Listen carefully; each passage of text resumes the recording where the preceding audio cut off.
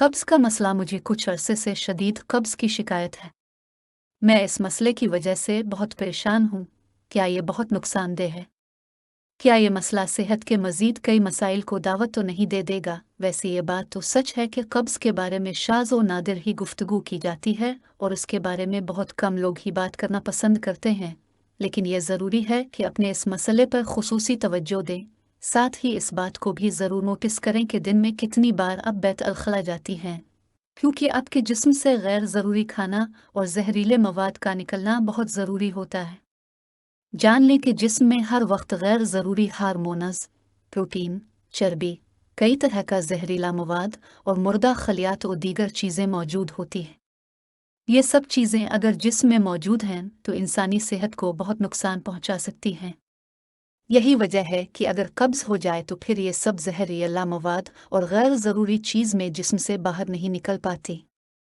यही जहरीला मवाद जब जिस्म से निकल नहीं पाता तो फिर ये खून में शामिल हो जाता है और फिर खून के साथ पूरे जिस्म में गर्दिश करने लगता है। जब कब्ज़ होती है तो सबसे पहला जो मसला लाहिक होता है वो सर दर्द होता है। इसके बाद पेट फूला हुआ महसूस होने लगता है। हर वक्त इंसान को यही लगता है कि जैसे इसका पेट भरा हुआ है। कब्ज़ की वजह से इंसान को थकावट सी रहने लगती है। साथ ही जिल्द पर एक्नी भी नमूदार होने लगती है। ये दाने और कील मुहासे कब्ज़ की वजह से होने लगते हैं।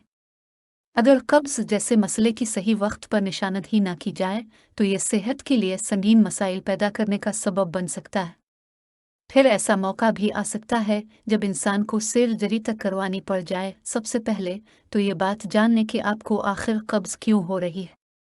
जो लोग कम फाइबर या चिकनाई पर मुश्तमिल ग़िज़ाएँ इस्तेमाल करते हैं उन्हें कब्ज़ हो सकती है। अगर आपने कोई नया डाइट प्लान शुरू किया हो तो इस ग़िज़ा खुराक की वजह से इब्तिदा में कब्ज़ का मसला दरपेश हो सकता है। इसके अलावा ज़्यादा मीठी अशिया खाने की वजह से भी कब्ज़ हो जाती है। अगर कोई अद्वियात का इस्तेमाल ज़्यादा कर रहा हो तो उसे भी कब्ज़ रहने लगती है। इसके अलावा थायराइड के लेवल में उतार चढ़ाव, ज़हनी तनाव और काम न करने और ज़्यादा सख्ती दिखाने की वजह से भी इंसान को कब्ज़ हो सकती है। कब्ज़ ख़त्म करने वाली दवाओं है का मुस्तकिल इस्तेमाल आपके जिस्म को इन अद्वियात का आदी बना सकता है। यही वजह है कि इन दवाओं से परहेज़ करेंगे तो ज़्यादा बेहतर रहेगा। इसके अलावा आप कब्ज़ को दूर करने के लिए मंदरजा झैल तरीक़े इख्तियार कर सकते हैं। कब्ज़ ख़त्म करने के लिए ज़रूरी है कि आप 500 ग्राम फ़ाइबर को अपनी डाइट में रोज़ाना शामिल करें। ज़्यादा से ज़्यादा सब्ज़ियों का इस्तेमाल करें ताकि फ़ाइबर की मुनासिब मिक़दार आपके जिस्म को मिल जाए। अगर आपका मैदा हसास है तो फिर ये कोशिश करें कि आप उन सब्जियों को अच्छी तरह पकाकर खाएं, क्योंकि जिन लोगों का मैदा हसास होता है उन्हें बची सब्जियां भी हज़म नहीं हो पाती। इसलिए मुनासिब फाइबर को खुराक में शामिल करने के साथ साथ उसके खाने में भी एहतियात करना ज़रूरी है।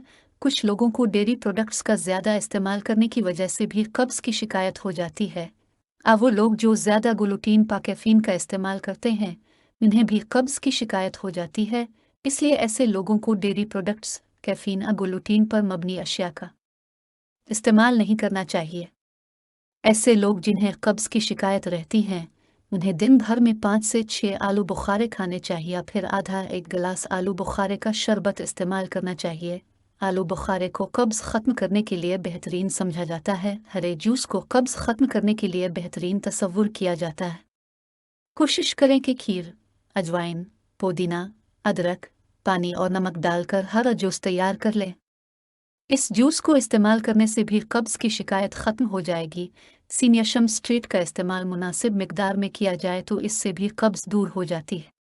कोशिश करें 200 से 400 मिलीग्राम मैग्नीशियम स्ट्रेट इस्तेमाल ज़रूर करें। माजी में कुछ भी बारा आपकी ज़िंदगी में हुआ हो इसके बारे में सोचना छोड़ दें। ज़िंदगी में नई इब्तिदा करें। पुरानी बातों को सोचकर ज़हनी तनाव में ही इजाफा होगा, जिसकी वजह से कब्ज़ की शिकायत भी हो सकती है।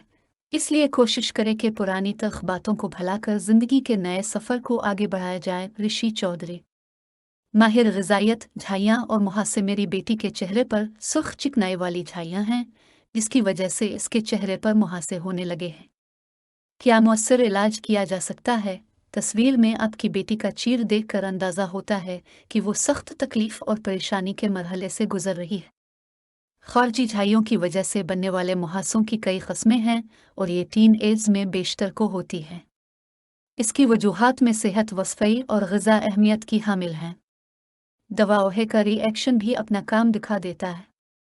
मुहासों की रंगत और साइज़ इनकी शनाख्त में अहम किरदार अदा करता है, जिससे मालूम होता है कि उनकी शिद्दत की नौयत क्या है। चूँकि चेहरा सब के सामने होता है, इसलिए इस पर मौजूद दाने, मुहासे और झाइयाँ नज़र आ जाती हैं, मगर इसका दायरा कार गर्दन, सीने, बाजोहे का ऊपरी हिस्सा और बाज़ औक़ात घुटनों तक वसी हो जाता है। जब ये मुहासे टूट फूट का शिकार होते हैं तो मरीज़ को ज़्यादा एहतियात करनी पड़ती है, क्योंकि एक दाने में से निकलने वाला मवाद नए दानों का सबब बनता है और इसे खुश्क होने में वक्त भी लगता है। ऐसी सूरत में मरीज़ की जल्द बेहद हसास हो जाती है। आपकी बेटी के मर्ज़ के सिलसिले में मेरी तजवीज़ है कि उसे जिल्द के माहिर को दिखाएं। वो इसका क्लिनिकल टेस्ट करेंगे, जिसके ज़रिए इन मुहासों की नौयत मालूम की जा सकेगी और यकीनी तौर पर वो अद्वियात दी जाएंगी